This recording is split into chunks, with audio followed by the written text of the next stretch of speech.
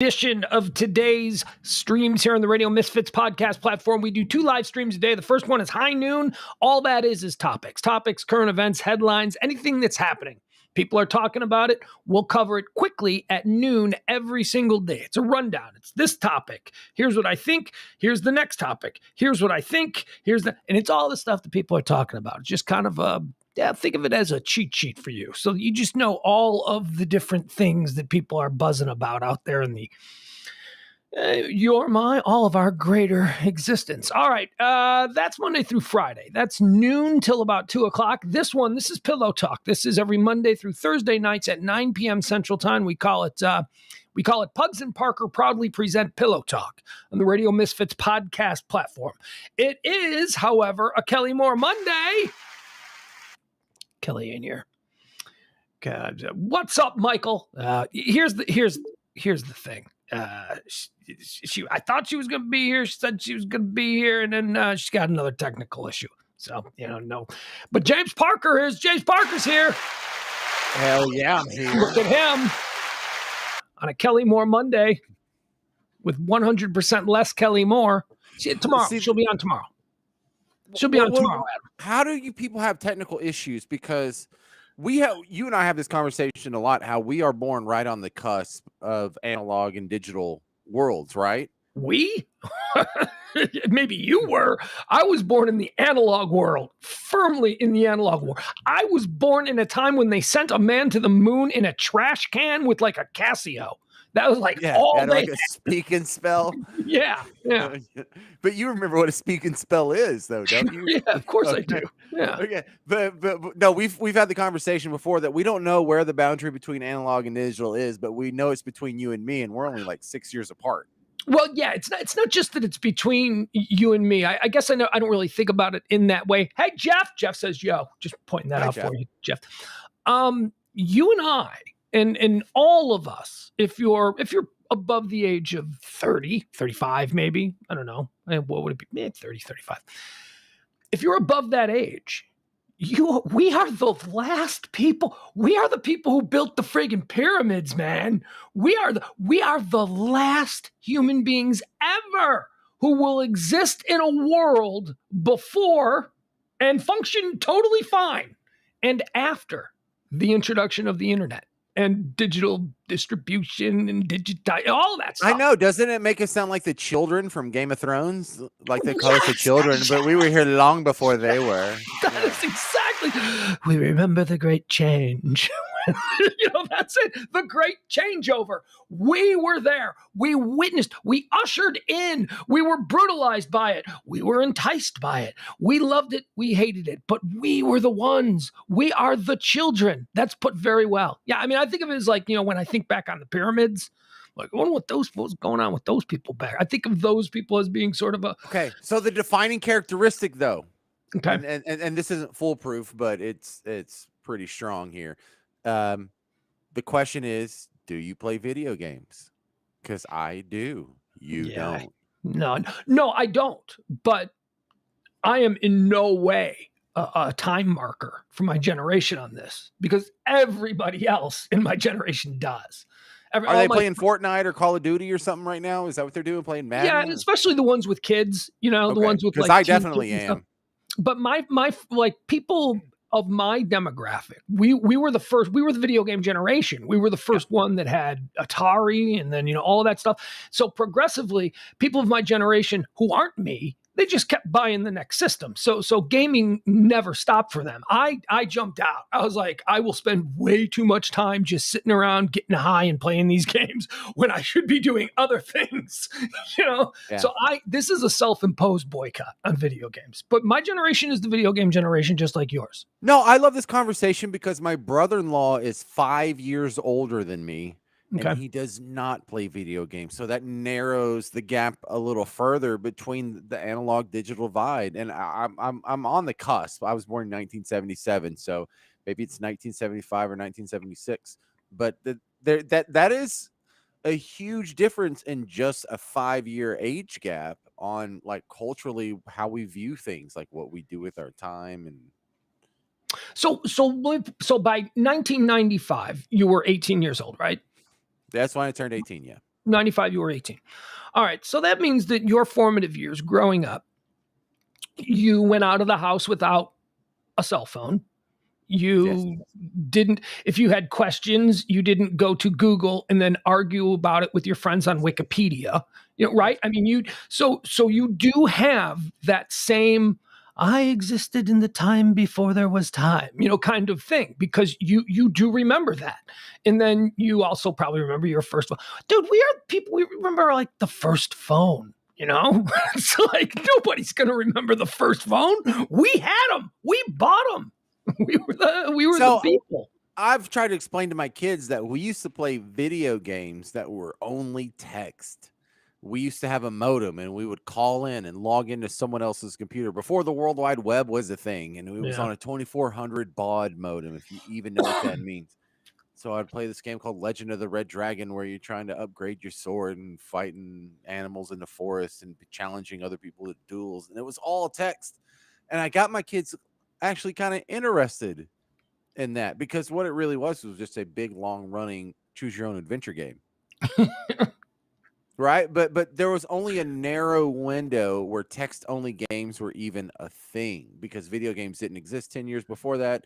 And 10 years after that, it was such a ludicrous proposition that no one would do it. It's kind of like the beeper. The beeper was only a thing for about 10 years. Car phones were only a thing for about 10 years. They came, they had their day, and they're gone. Oh, you see a car phone now? No, not a car phone, but a car phone was simply that version of this.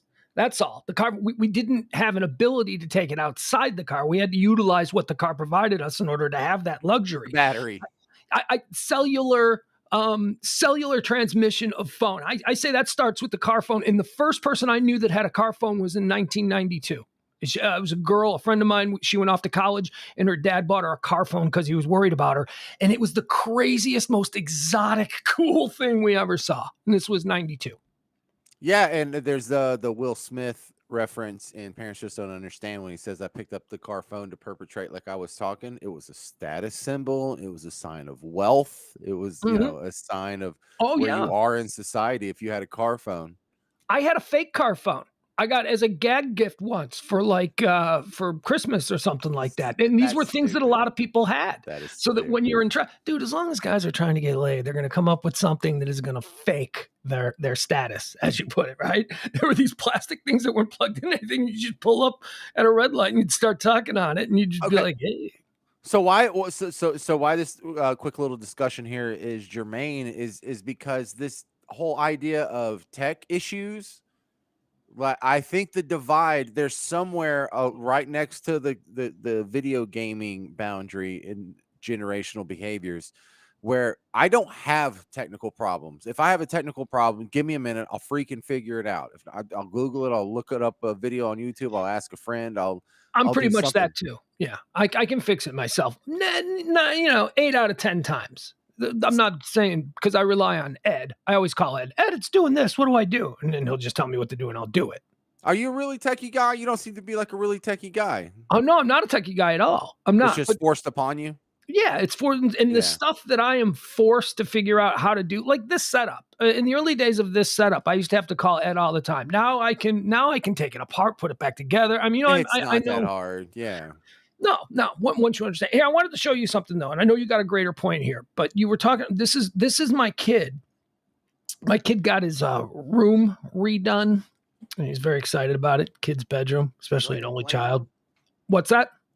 The one in Plano? Yeah.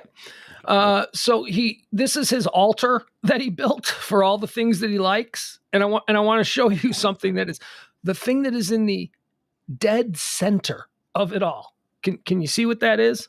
Okay, so here's his altar. What do you see there? With that brown thing? Oh no. Yeah, hold on. It's on the middle shelf, in the middle of the middle shelf. I thought it gave his phone number out for a second, and I was like, okay, this show's getting deleted right now. Right. No. I what is it, dude? It's an Atari system. You got a brand new Atari system right there. Right. Oh, is that what that little? Okay. That thing right there. So does it just? All right, now pull it down because it's about to show his number. It's blurry. but Yeah, no, it actually doesn't show his number; it just says his name. Okay. But yeah, so he's kind of really into the whole old throwback video game look, like the blocks and all that. Like he thinks it's hysterical. He thinks it's really cool, and he enjoys Pac-Man and stuff like that. So much so that he went out and he got himself an original Atari game system, which you can still buy them. You can go to a store, you can go to like GameStop, and like, yeah, well, you can buy one. These things are like, yeah, and they have the emulators. They have the emulators online where you can go play all the old games just through your regular old ass computer right now.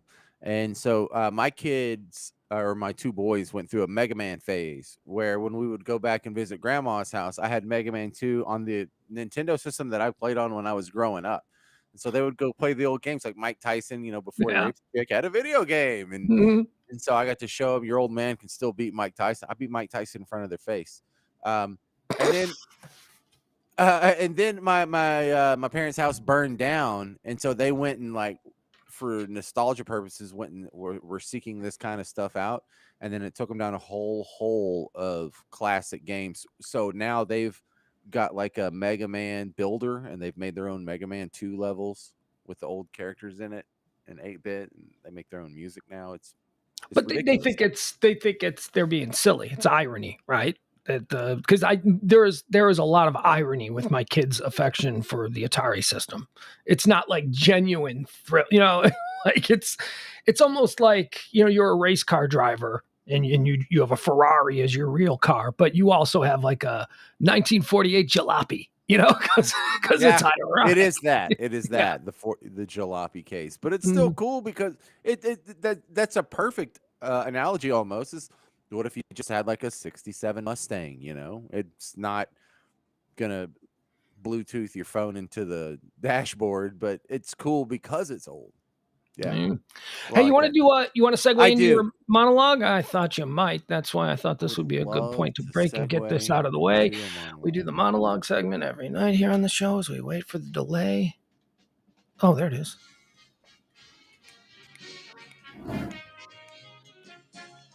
Hold on, James. Mm-hmm. I'm having a weird thing with the levels again. The levels are being weird. It is a weird thing. It is with the levels. Do you have noise cancellation on under your settings? I don't know. Settings, audio, echo cancellation, noise suppression. What you got going on? Really? All right, ladies and gentlemen, welcome James. Sorry. Oh, no, that's too loud. Everything's too loud. James. Oh, okay. Yeah, you got it. There he is. He likes the big floor. All right, there he is. All right, go. Can't hear you. Can't hear you. Your sound went off. Yeah, your sound just went off. Parker, you...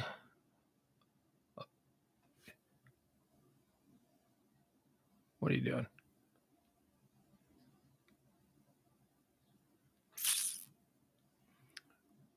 Oh, now? There it goes. Thank God. What did you do? Now it's gone. It's gone. Not hearing you. Wait, now you are. Now I hear you. I heard that. Okay, cool. Are we good now? We're good now. Yeah. You seem good. All right. Good crowd then.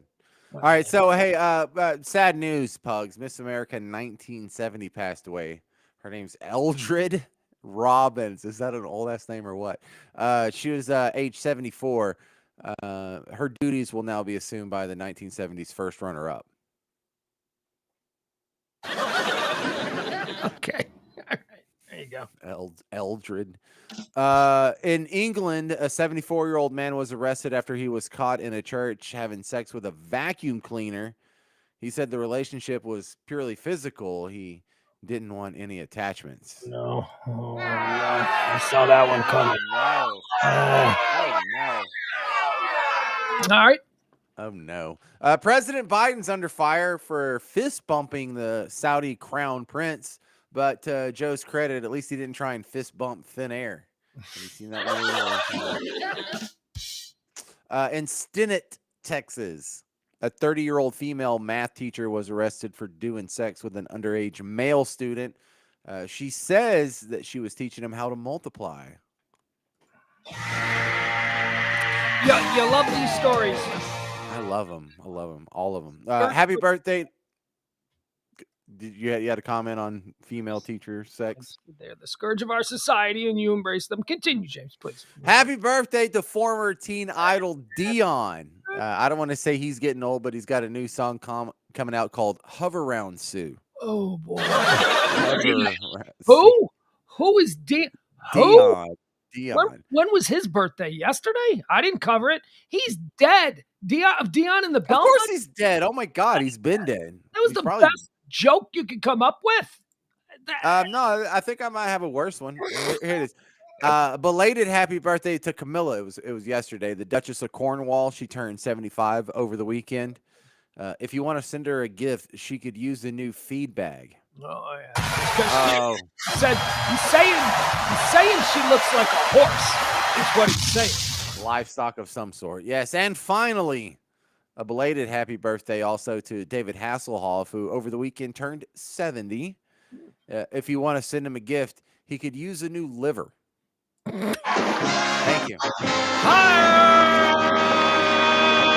Okay. That's y'all so nice. Do you remember that? Of course, I remember the viral video. Yeah, explain the hamburger video to people who may not remember it. So we're led to believe in the context of things, this is like the 1,000th time this has happened. He comes home from whatever his bid is in Vegas, and being the Hoff, just being the Hoff. That's a full time. But he is absolutely wasted, and he has some Wendy's, and he is laying on the floor in jeans, no shirt, attempting and failing to eat a hamburger in front of his 14-year-old daughter. Shit-faced, just like not funny. Like, this is not a funny video. This is a heartbreaking video. No. I push back against that. I push back against. Of course you do, because you're a horrible, non-compassionate individual. Tell me, sir, how is that not sad? First of all, the 14-year-old girl wasn't taking it to be funny. She was taking it to show the world that her dad needs help, to force him to get help. James, go ahead. So I've been that drunk before, and I remember enjoying it. In front of your children. Well, no, not in front of my children, but that is the issue. So you're not allowed to be drunk in front of your children? Because I've been drunk in front of my children. Not like that. Your children have seen you sloppy fall down? That's irresponsible. No, they hadn't seen me on the floor eating a cheeseburger and of course they haven't. And I was leading you into that. Of course they haven't. I've never seen you like that, and I've known you for 20 years. But go ahead. Yeah, it is. Yes. Is it funny? Yes. If we want to laugh at him. However, it's a sad situation that the daughter was compelled to do that because her father had come home shit-faced so many times and she was sick and tired of it. That's sad. I come from an Irish Catholic family. I know the devastation that rampant alcoholism can do to a child. Not me. I'm fine. My mom was cool. But you know what I'm saying? Well, he made it to age 70. He seems to be doing okay. I mean, is he paying all his bills? Are his taxes caught up? I mean, is that daughter missing any meals, or is she living in a pretty luxurious so that's all it is. The relationship between a beautiful young girl and her father, it's just transactional, according to James. That's all. It's just a transactional, money-based arrangement. No, she was worried. Listen. That's embarrassing. If I drink that much, it's a problem because I'm going to lose my job. I'm not going to be able to afford my bills. But if he drinks that much, he's just a little sloppy after 11 p.m. on a weekday. Mm-hmm. It's not as big of a deal if David Hasselhoff has an alcohol problem than if you or I have an alcohol problem. No. Calling your mom? Is that what you're doing? No. Kelly? No. Fine, don't tell me.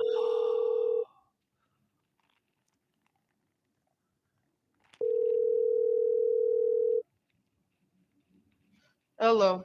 All right. Hey, you're on the stream. I got one real quick question for you. This is my son. Have you ever seen me drunk? I've seen you buzz, but not drunk. Okay. All right. Thank you, sir. I love you. Goodbye. Bye. There he goes. I've never been. That's a point of pride with me. My son has never seen me drunk. Now he's seen me have a couple of beers on the lake. Good times. Hold on, the computer's about to crash. I got to get the power. Hold on, I got to go get the power cord. Okay. Whoop, whoop, whoop, whoop, whoop, whoop, whoop, Oh, his battery's about to run out. I'm skeptical of that claim because I'm pretty sure Mason has seen me drunk. And I was in the same room as you. Pugs. Is that laundry at the bottom of his frame? Is that what that is? Hang on, let me blow up the screen. I want to judge him real quick. Is that laundry right there? With the cord on? So funny. Where's your power cord, Pugs? There it is.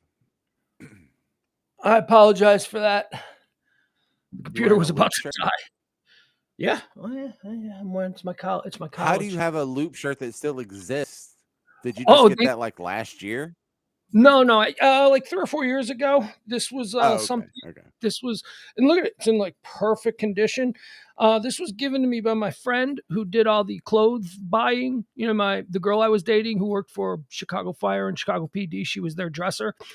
She went to, she's giving me all kinds of clothes. I got tons of clothes. She went to a thrift shop and she found this. She found like 5 of them and she gave them to like a number of people who we knew from back in Chicago, but they were unopened. Apparently there was a store that was selling them at some point in Chicago and they never sold and they sat in a box and they ended up in a thrift store in a box. I mean, look at this. Look, this is like perfect.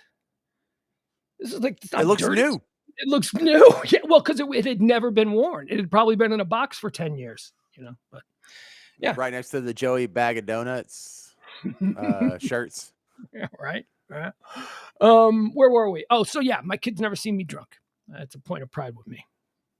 I don't even think he's seen me buzzed, but we didn't need to get into that argument. Oh, come on now. Dude, when I've been there and we're drinking Fireball and whatever, there's at least a buzz. I wasn't drinking with you. Maybe I had a beer or two, but then that's also something different. We are talking about David Hasselhoff level drunk. That's the way he was in front of his child. Now, I think that you could probably go 10 points less than that and still be an embarrassment as a parent. You don't even have to be that bad, and you can still be like, you need to really take your job as a parent more seriously. But I mean, you could be drunk, you could be huggy and have fun and all that kind of stuff with your kid. I mean, your kid's going to see you at weddings and at parties, but it's the falling down. I'm done shifting. I love you, man. I'm going to kick your ass. That kind of drunk, the kind of like troubling drunk. Yeah, no, my kid's never seen that. And hopefully he never will. And he hasn't seen it with his mom either. All right. Can I run some Tyler news by you? Oh, yeah. We're always in the market around these parts for some good Tyler news. Tyler, Texas. That's right, James. All right. So a Tyler man just got 30 years in prison. He was dating a girl. They were together for a while. They broke up. And then he got back in touch with her on social media. He's 50 now, by the way. He goes, and when he meets up with her, they end up in the woods. He duct tapes her wrists together. He ties her to a tree. And he sexually assaulted her.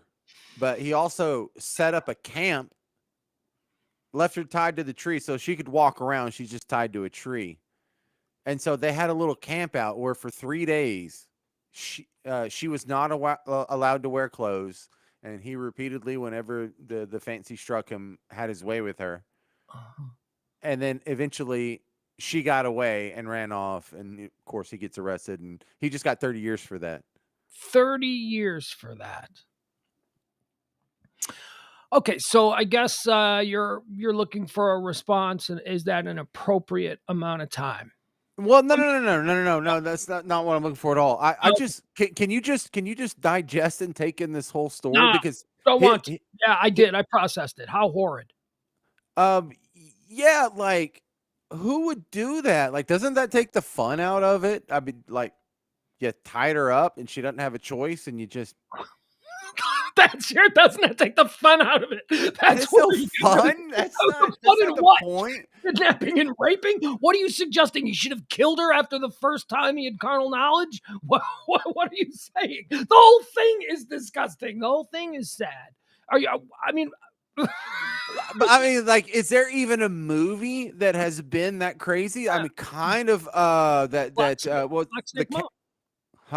Wasn't that the premise of Black Snake Moan? Well, no, he didn't kidnap her in order to repeatedly rape her.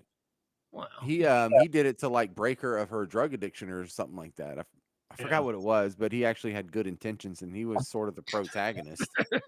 Okay. This guy is not the protagonist, but I can't even think of a movie where something this crazy happened. I can't even think of like a scenario. Well, do you think 30 years is appropriate for that? I mean, let's just say that that's what he did. He did that. There are no questions about it. He did it, and now we got him. And now what should the penalty for that action be? So that it's only okay because it's 30 years because that was his plea deal. If he had to go to trial, he would have gotten life for maybe 40 years or whatever. But 30 years, he's going to be 80 when he gets out. There's no chance of parole. So I think I mean, I think that's about right. When he gets out, he's going to be 80. He won't be able to overpower a freaking infant at that point. So 30 years, if he does 30 years, seems fine for that. He didn't kill her.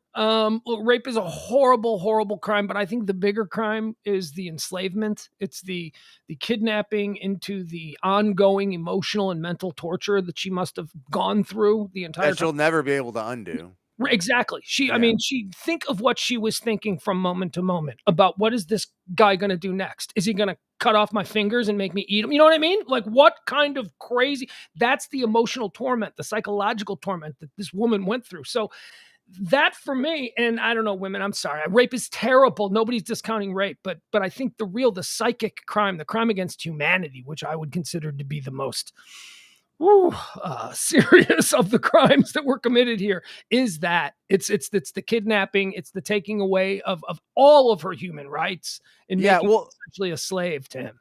Here's what gives me the creeps, like even more so than anything, is like the day before this happened, I could have been standing behind him in line at the grocery store and just never known the difference. Like, you don't know these people who are, you just bump across, or you know how it looks like the bar scene from Star Wars every time you go to the DMV, right? And you're like, what are all these people capable of? Some of these people are capable of some really heinous stuff. And, you know, for as, you know, it looks paranoid to me or hyperprotective as my wife is, you know what? Kind of better safe than sorry, knowing that there's people like this. This guy was mixing into society until he was 50. They all do. Yeah, they all do. That's the guy next door. That's why everybody, you know, I've thought this a lot. First time I did it, I was working in a high rise and I was working on like the 95th floor, and it was a long elevator ride with all the stops.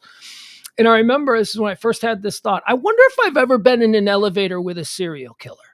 Like, not like, obviously not someone who's been caught, because what the fuck would he be doing in an elevator? I mean, a working, practicing serial killer. Like, how close? The FBI says there are serial killers all over. There's like over 100 active serial killers currently working in the United States that they're working cases on, that they have put together.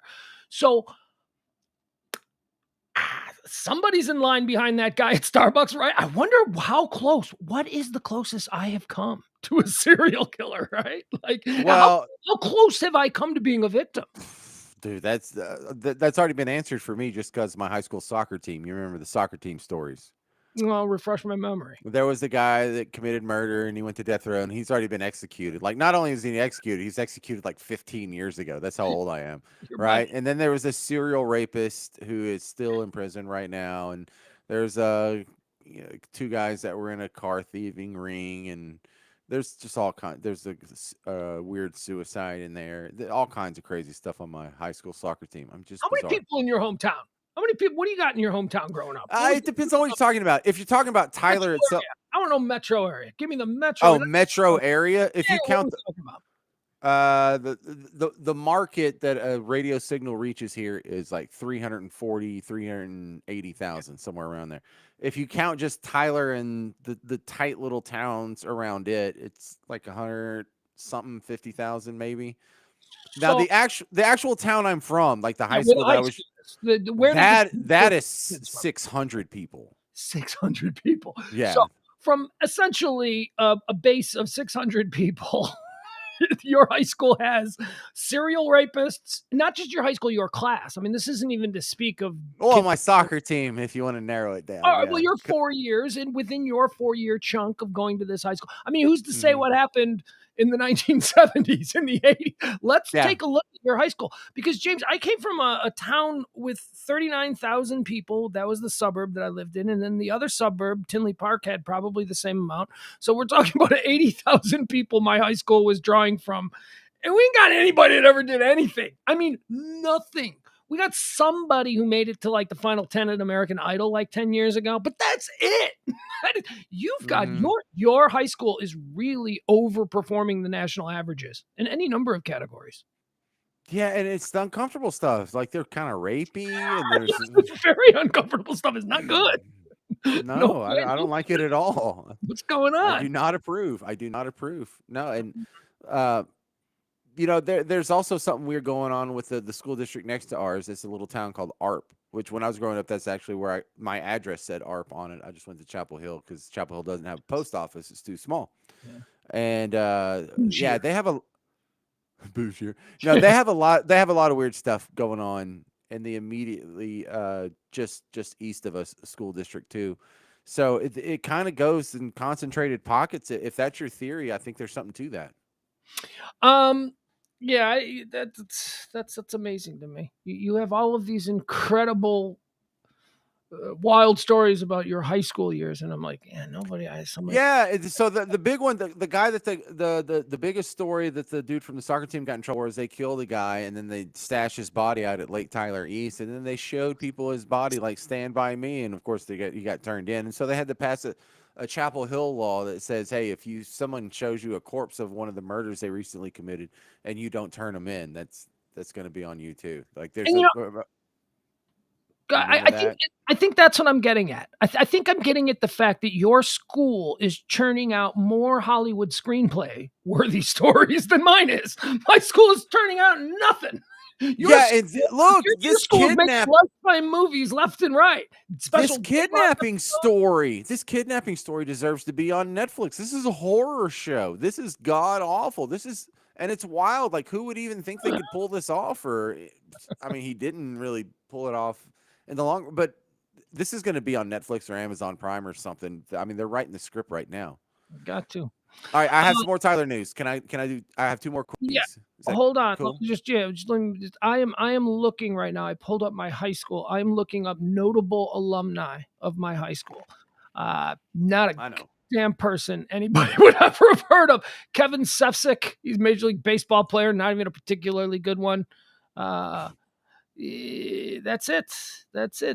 Gina Glockson, a singer. She was a 9th place finalist in the 6th season of American Idol. That's my high school, folks. That's it. That's all we've promoted. That's it. Got nothing. Go ahead. More Tyler news. Yeah. So there is a lawsuit against. There's a school that's just a little bit west of Tyler called Brownsboro. Okay. And so they're in trouble. Back in old Jim Crow. Is that Brownville? Is that Brownsboro? All the other people? Okay. That's a funny assumption, but no, there's plenty of white people there too. There's a lawsuit against their school. There was hazing. This is a hazing lawsuit. Freshman baseball players were hazed. And so now some people gotten a lawyer and the parents are suing.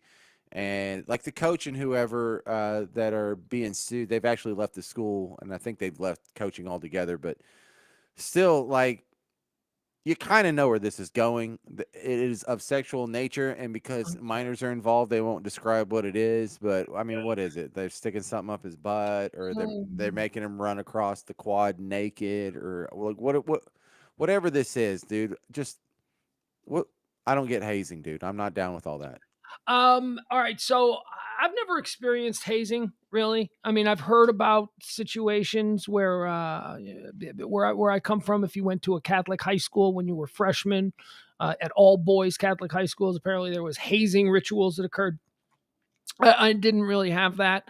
Although I understand that it existed, and I know a lot of other people who were hazed. All my friends who were in fraternities were hazed, so, and some really crazy shit too, like being kidnapped in the middle of the night and stuck in the trunk of a car, driven 20 miles in the middle of nowhere and left for dead. But you're not really being kidnapped. You're not really being hazed. But you I are mean, you're not left in the middle of nowhere at 4 in Yeah. the morning, in middle of nowhere, what that is in northern Illinois and the Iowa border, that's some like 1,000-acre cornfield where you may as well just be in a desert. You're just in the middle of nowhere. And they did stuff like that.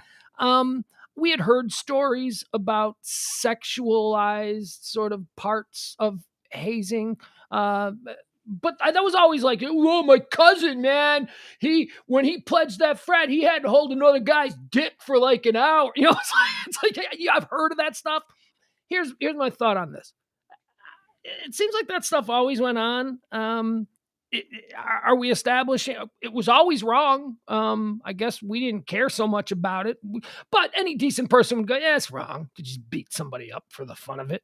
These are all it's a horrible situation we got going on here. You're paddling a dude just to show dominance. That's not a good thing. All right, so they make it look so cool in some of the movies, like Animal House. Yeah, or like Old School when there was a little bit of hazing. Sure. And my brother-in-law was in fraternities, and he tells me the stories about their hazing, and it actually sounds kind of like fun and lighthearted and whatever. Right. Yeah, but when I went to college, they were going to haze the freshmen, and I just said no. And I'm an incredibly immature person, and it just seemed like really childish. It's like, what are y'all going to play pin the tail on the donkey? Y'all going to have cupcakes or something? Wait a second. What do you mean you said no? Like you were an incoming freshman, and they were going to haze you, and you went, no, you're not? And that was that? Because that's fine. If that's how it works, that's fine. That's yeah. Like if you can opt out, that's a good point. If you can opt out that easy, then is it really a crime or your lawsuit is probably flawed. No, but when I was at ETBU, they pulled a bunch of trucks around the freshman dorm, and they were like, "All right, all the guys, we're gonna go out to the lake and you're gonna get initiated." I'm like, "I'm not getting initiated. I'm not doing that." And they were like, "Yeah, you are." And so like these guys kind of like muscled up and blocked the door, and I'm like, y'all really gonna fight? Are y'all really gonna fight? You're gonna let me in? So right. At some point, reality has to kick in, and we've got to. Because I'm opening this door, and so like a guy was blocking the door, so I like just pushed him out of the way, and it's like, are you gonna fight, or am I really gonna go in? Because Mr. Crazy Fraternity Brother, you do understand that success of this entire venture depends on my compliance, and if I don't comply, now we're gonna have a problem, and the police are gonna get called. Yeah, or how about we get in a fight right here on the patio, right. And the dean will never let you do this again. Yeah. So what are you gonna do? You're gonna give me a pass? And I know that sounds it's easy for you to say. No, I could see me having that same attitude as you if I was in a fraternity. I'd be like, yeah, no, not gonna happen. I got to do that to be in the. I don't really want to be in the fraternity that much. Yeah, I can see my kid do it. I think it's just a good. Now, boy, don't we seem awful because terrible things have happened to people. And I'm not saying that anything, any boy that was traumatized by some hazing incident gone crazy awry is less, worthy of you and I, because look, we understand that there are psychopaths out there. And maybe it was, you can't, sometimes you tell a psychopath no, and he does it anyway. So that's not what I'm getting at. I just think that a little fun hazing in order to join groups seems like something that's been around forever. And as long as nobody ends up in the emergency room or has, serious questions about their sexual orientation afterwards, I think it's fine. I think when it starts getting into the sexual stuff, you need to be real serious about that. Throw all those people in jail. I mean, what are you diddling, your brothers for? Your frat brother or your football player brother? What's going on here? It's something more about you than it is about this program. So that's not my idea of fun. And look, some people play, backgammon or whatever. But when I was walking through the quad, like we literally had a quad at ETBU, there was this, huh? How quaint. I know. There was this group of pledges that were being hazed, and there was like 5 guys, and they were made to wear dresses, and they had to jump in the fountain in the quad. And I can't understand the process by which someone would be like, you're going to put on a dress and go jump in the fountain in the quad. No, I don't think I am. Okay. Like, well, then you can't be in this fraternity. Well, fine. I don't want to. So what? Right. So let's play out the scenario that we just said. So you're about to be hazed. They're going to ask you to put on a dress and jump in the fountain. And you're saying, no. I'm not going to do it. So that probably means you're not going to be in their silly little club. Are you comfortable with that? You're cool. I'm cool with that. I'm like, yeah, that's fine. You guys seem like weirdos anyway. That's a weird thing. All right. So now you say, I'm not going to jump. Thank you. Y'all are weird. I'm not cool with that. No. So now you are standing there at the fountain and you're like, yeah, I'm not putting this dress on and I'm not jumping in. Sorry. And now you're going to fight, right?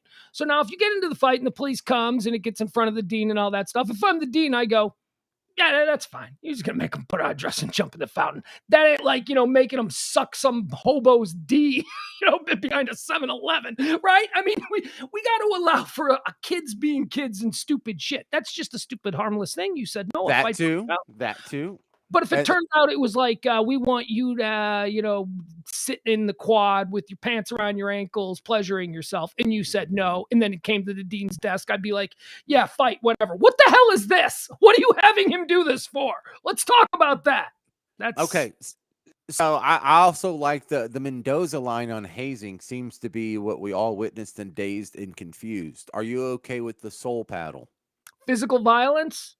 To a degree. Well, I mean, mild. If you get a psycho in there, that could be a problem. I mean, I don't know how you control this. Can we have the most sensitive, decent guy wielding the paddle at all times? Can we do that? Can we all?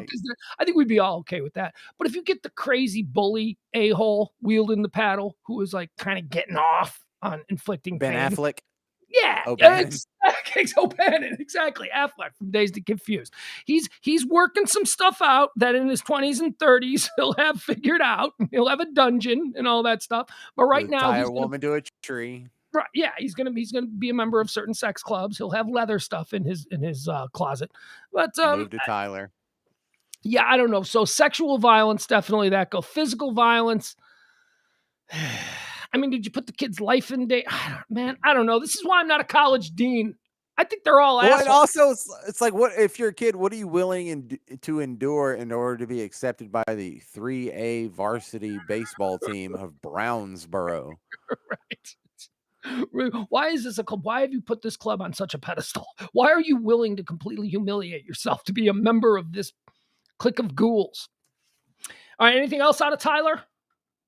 Yeah, there's a bunch of people around here, actually a little more south of us, depending on what grid you're on.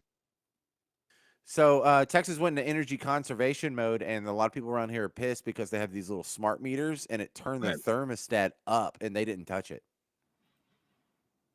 So have you experienced, let's talk about this, because today was 110 degrees again. I got in the car. It said it was 113, but it's a black car. So I know that it holds a little bit more heat.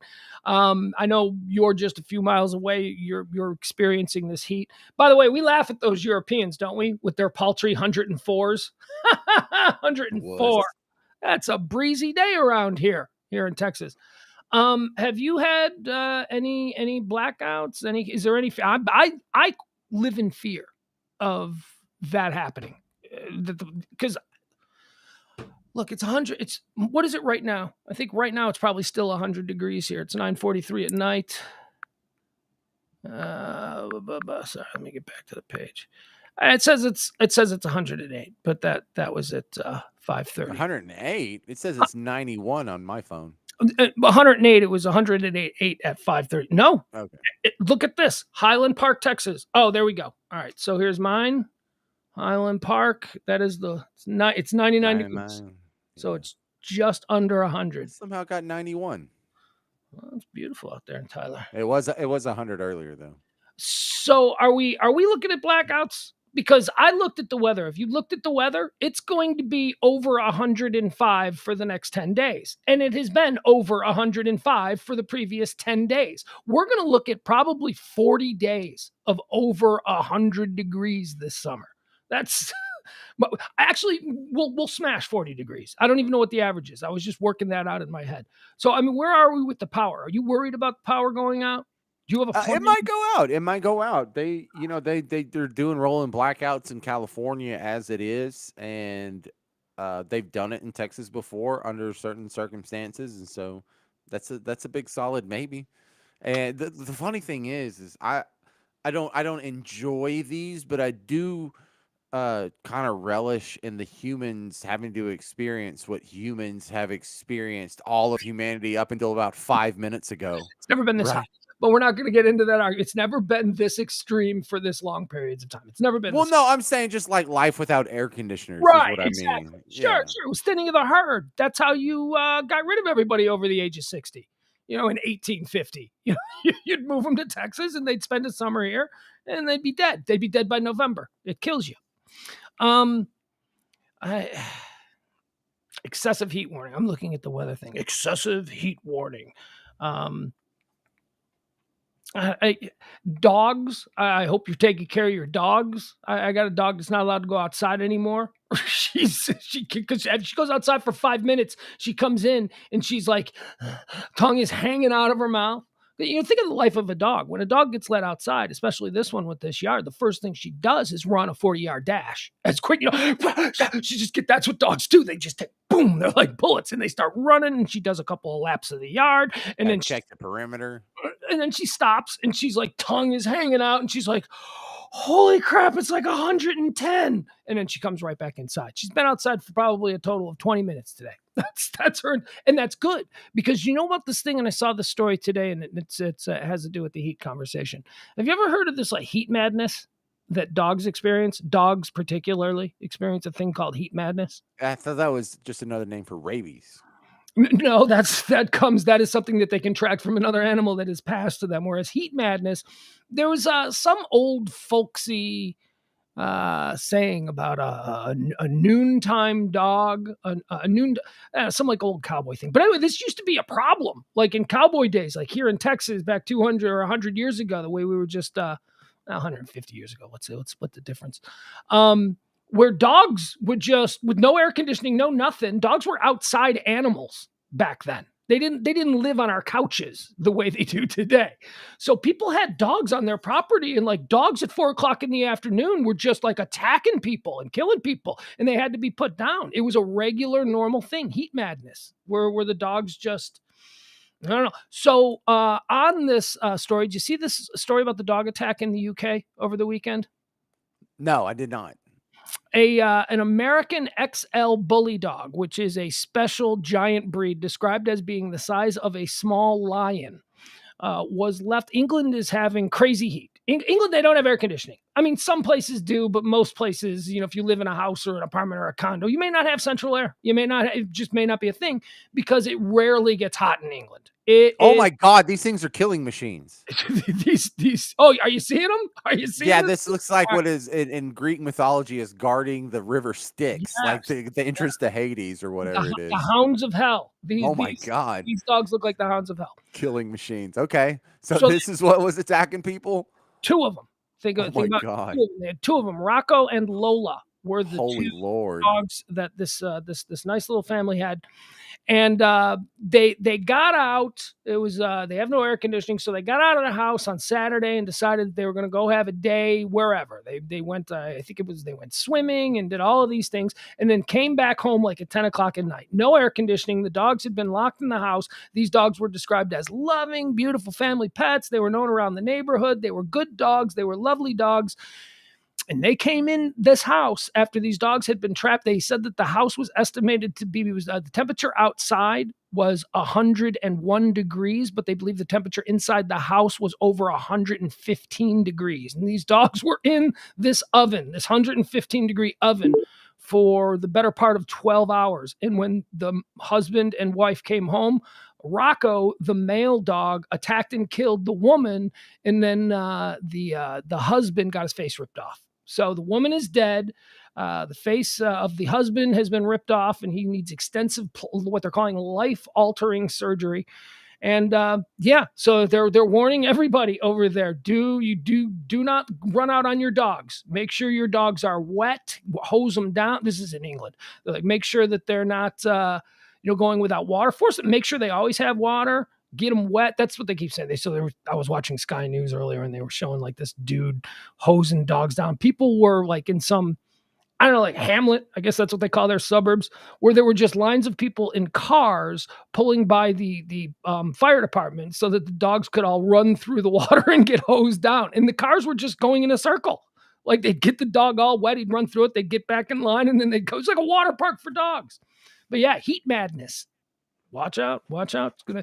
That's advice for those of you. For those of you can see over heat madness is don't live. Jesus perfect machine. Don't with absolute monsters whose entire specimen and breed is just built for killing. No, you're a terrible person. That is not at all the lesson to be taken from this. The lesson to be taken from this is be a better pet owner. Make sure that your animals are cared for, because people die of heat stroke. People go mad. Animals, and particularly dogs. Dogs have been known to be affected by excessive heat. Now, when it's cold, it's like, bring your animals in because they may freeze. This is a totally different thing. A dog sitting out in a baking sun with no water on the verge of dehydration goes a little bit nuts. And they, so. Yeah, but I mean, if it's a Boston Terrier that goes a little bit nuts, some guy doesn't need to have life-altering facial reconstruction surgery, and he probably still has a spouse. No, but I'll tell you, a sheepdog could do that. A sheepdog that goes nuts. Dude, Cujo was a simple yard. Okay, so lay off the terrier breeds. You're going hard against the terrier breeds, and I don't like it. No. I said I wasn't worried about a Boston Terrier. No, look. Don't have, see this thing that has muscles there that looks like the Incredible Hulk. Don't buy one of those dogs. So you don't want any muscular dogs. You don't want any, huskies, no Malamutes. The cutoff is it's easy, Pugs. It's not complicated, Pugs. It's can it kill me? Okay. Can it kill my wife? Okay. Can it kill my children? See, and if the answer to any of those questions is a yes, then the dog is a no. All right, no. Hey, look, we're just gonna have to be reasonable people and disagree on this. I look at the dog and I think, can it kill somebody coming into my house who isn't wanted? That's it. We just look at it from two different perspectives. And isn't that America? Isn't that exact same situation, just viewed from two completely different points of view? Nobody's going to budge. I'm not going to suddenly go, James, you're right. Big dogs suck, because I love big dogs. All right, let's go out with this. You want to see something funny? You saw this. This is just a nice little lighthearted, funny sort of story that I saw. Let me pull this up. So this is somewhere in Missouri. This is somewhere in rural Missouri, and it was started by a McDonald's. Here, let me pull this up. Where is this? Well, let's get to the beginning. Okay, so here I'll pull it up like this, and we'll look. A bunch of businesses along this stretch of highway, which is probably like Main Street with the one stop sign in this little rural town. There are a number of businesses, a couple of restaurants. There's a Sonic, a Dairy Queen, a McDonald's, a bank, a couple of those kinds of things. It's the sort of things that you see when you take the scenic route through America's backwoods, right? McDonald's said that it started it, and it's kind of taken over the entire town, and it's a sign war, James. A sign, a good old fashioned sign war. McDonald's has on there, it says McDonald's, come on in, or congratulations to the high school marching band for taking, like the signs that they put up. Food, folks, and fun. Am I caught up? Is that the contemporary one? Yeah, well, but it's more like when they get personal with the region, with the neighborhood. Like, hey, let's hear it for Medal of Honor winner Marshfield Zone. You know what I mean? They do all those kinds of signs. So McDonald's started a sign war with Dairy Queen. And okay, so there's the first one. That's how it started. Now I know it's probably going to be difficult to read these. So that one says, "Hey DQ, want to have a sign war?" Okay, you can see Sonic lurking in the background there. So, Sonic's going to get involved at some point. Oh, Sonic. Okay. Hey, DQ, want to have a sign war? To which DQ responds, "We would, but we're too busy making ice cream." All right. Isn't that cute? There you go. That's nice. Now we got ourselves a little bit of a sign conversation going on in this little Missouri town. At this point, McDonald's gets back involved and says, "Wow, salty, like our world famous fries." A little self-promotion on the part of McDonald's. Now the local bank's involved.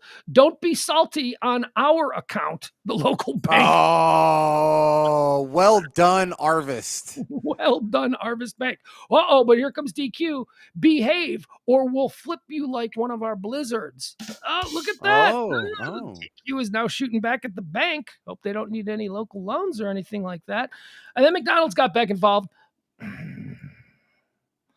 McDonald's got involved, and McDonald's said, "That's cute. Our ice cream makes itself." Ooh, see, because remember, Dairy Queen said that we'll flip you like one of our blizzards, and McDonald's is now saying, "That's cute. Our ice cream makes itself." So this, James, I think this is the jumping off point where we first see the sign of aggression. It has been good fun until now. But now McDonald's is flat out saying that their ice cream is somehow superior to DQ, right? No, I think you have to start with DQ saying we'll flip you like a blizzard. Ooh, maybe. Okay. All right. That's cute. Our ice cream makes itself, says McDonald's. Then DQ comes back. You mean it actually works? Shocker. Yeah, it doesn't work. It doesn't work. Sick burn. Oh, sick burn. Legendary. Every time you go to a McDonald's, you try and get yourself like a sundae or something. They're like, Sunday. 0% chance of the ice cream or milkshake machines working. Yeah. What's the matter with what's going? Can I get a milkshake? No, you can't. You can never. I'd say 1 in 10 times that I want a milkshake at McDonald's, the milkshake machine is operating. Yeah, like take it off the menu, you buttholes. All right, DQ. You mean it actually works? Shocker. That's a good one. That's a good one, DQ. All right, so now this is another business in town. They got involved. They're saying, "Did you say sign war? Who needs ice cream? We have watermelons." Okay. Sonic press. This guy doesn't need to be getting involved. Mexican restaurant. They've also got a sign up now that says, "Nacho average sign. P.S. We have fried ice cream." Oh, look at them getting involved in the sign war. Okay. All right. Arvis Bank is back. Arvis Bank says, "Ice cream machine broken. We have a loan for that." Boom. Arvis Bank. All right. Now, Arvis is good at this. DQ and Arvis are real. Now they're teaming up on McDonald's a little bit, it seems. Mm-hmm. Let's see how this works. McDonald's forged on, though. What's a milkman in pantyhose? A Dairy Queen. Oh, okay. All right. That's insulting. Now McDonald's is getting flat out insulting. But DQ is back. DQ says, "Why dine with a clown when you can dine with a queen?" Oh, with a clown. Get it? Let's see. How did this thing end? McDonald's says, "Sonic makes you eat in your car. We invite you in." Okay. Sonic's over there minding its own business, man. Getting drug into this. That's because DQ and the bank are ganging up on McDonald's, and McDonald's is doing, the McDonald's is trying to change the focus of all the aggression over to innocent Sonic. Shotgun Sonic. Okay. Who's just hanging out across the street. DQ says, "Where's your meat come from, McDonald's?" Sonic is just not letting up. Or DQ, I should say, is not letting up. "Where does your meat come from?" Okay, now it's getting dark. Well, there's a Wendy's. Oh, Wendy's gets involved. "Where's your meat come from, McDonald's?" says DQ. Wendy's gets involved. Arch, how long does it take to thaw frozen beef? Oh, Arch. So that's got to be the Arches, McDonald's. I think so. Arch, how long does it take to thaw frozen beef? Wendy's asks. So let's take a minute here. Well, McDonald's is taking it from all sides. I guess that's what happens when you're the big boy on the block, right? When you're the top of the food chain. I guess you got DQ taking shots at McDonald's. You got the local bank taking shots at McDonald's. You got Sonic taking shots at McDonald's, and now you got Wendy's getting. Oh no, Sonic didn't. Sonic just caught a stray. Sonic was just minding its own business. And all right, so now Wendy's wants to know how about frozen beef at McDonald's. Arvis Bank is back. Arvis says, "I'm just checking in on the sign war." Some realty place says, "Sign war, we're just here for the show." Okay, that's cute. Okay. That's it. I guess that's it. It's still going on, though. This is something that is happening right now in Marshfield, Missouri, and it's been going on for the last 4 days. So that's it. Maybe we'll follow up on the sign war tomorrow. We'll see what the latest is. Marshfield, Missouri. I've never even heard of that. It is a town of 6,633 people. Where's it at? What part of the state? Like, is it how far from St. Louis? Is it closer to St. Louis, Kansas City, or like Springfield? It is maybe a little bit closer to Kansas City, but it's more like Springfield. It's down there almost to Branson. That is rural. That is, that's Brad Pitt country. That's where Brad Pitt was born and raised. Yeah, that's kind of like Ozarks, where Ruth Langmore and all them were hanging out. Yeah, it's a little bit not quite.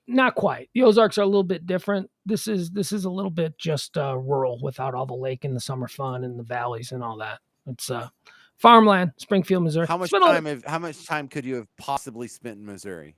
Missouri a lot. If you grow up in Chicago, Missouri, and Wisconsin, those are just your summer playground states. So I mean, I've been to Missouri, I've been to the Ozarks, I've partied, in St. Louis. My ex-wife is from St. Louis. My son's grandparents live in St. I've spent quite a bit of time in St. Louis, but more interestingly, okay, I've spent a lot of time in Springfield, which is what I'm talking about here. Springfield, Missouri, home of Brad Pitt. It's how I know it's the home of Brad Pitt. So how have you spent time in Springfield? I think the question, James, is why have I spent time in Springfield? Because it's exactly halfway, I think, between Dallas and Chicago. And when I used to go up that way through Oklahoma, I would always look for a place. I can do the full drive in one day. That's not a problem. But if I can, I like to drive for about 8-9 hours, take a break, get a nice meal, stay in a hotel, maybe go for local Chili's, talk to local bartender. I like to do that. That's part of the whole trip. So that's what I do. And Springfield was always the place where I would stay because I found a really nice hotel there that was really cheap. Wow. So you actually probably drove through Marshfield, or at least past the exits for Marshfield. Yeah, maybe. I don't know. Cool. Probably seen it. But no, I've stayed probably 7-8 times in Springfield, Missouri on overnight trips. Nice. A lovely little all-American time. Lovely little all-American town. All right, that's it. We're done. James, you got anything else you want to promote your Florida stories? Hey, new podcast episode just dropped yesterday, episode 106 or something like that. So go get it. James, Florida stories wherever you're listening to wherever you listen to podcasts already. Thank you so much. Appreciate you being available. Maybe we'll get Kelly in tomorrow. He just left. What an a-hole. All right. Join us tomorrow. Oh, is he back? Oh, no, now he's gone. Join us tomorrow for High Noon. That's 12 p.m. High Noon Central Standard Time. Topics, current events, headlines, all that kind of stuff. Just me for that one. And then tomorrow night, come on back with us. We'll do another Pillow Talk at 9 p.m. Central Standard Time. If you want to support the show, you can do that any number of ways there at the bottom of the screen. Help the show. The show runs on your gratuities. Consider me your bartender. Consider me your valet, your barista, whatever it is. You can drop a little tip in any of those. The Cash App, the Venmo, the PayPal, whatever it is. We appreciate it, and that's how we continue to do these shows. If you can't, you can't. That's totally cool. This is not a hard sell. This is just for those who can. I think some of you got money. So some of you can afford to throw a nice little tip hanging out with me every night. And then others of you can do it too, but you just choose not to, and that's fine with me, as I'm trying to say that it's fine for everybody. God, I hate the hard sell. All right. Tomorrow. We'll be back tomorrow. We'll be back tomorrow at noon. All right. Bye, folks. Down the road I'll travel, far from the comfort nest. I am on a never-ending quest. Tomorrow is another day, the best is yet to come. I have found a different way, so baffling to some. I can smile a little now, things are going good. I always had to be on guard, that is understood. Down the road I'll travel, far from the comfort nest. I am on a never-ending quest. I am on a never-ending quest.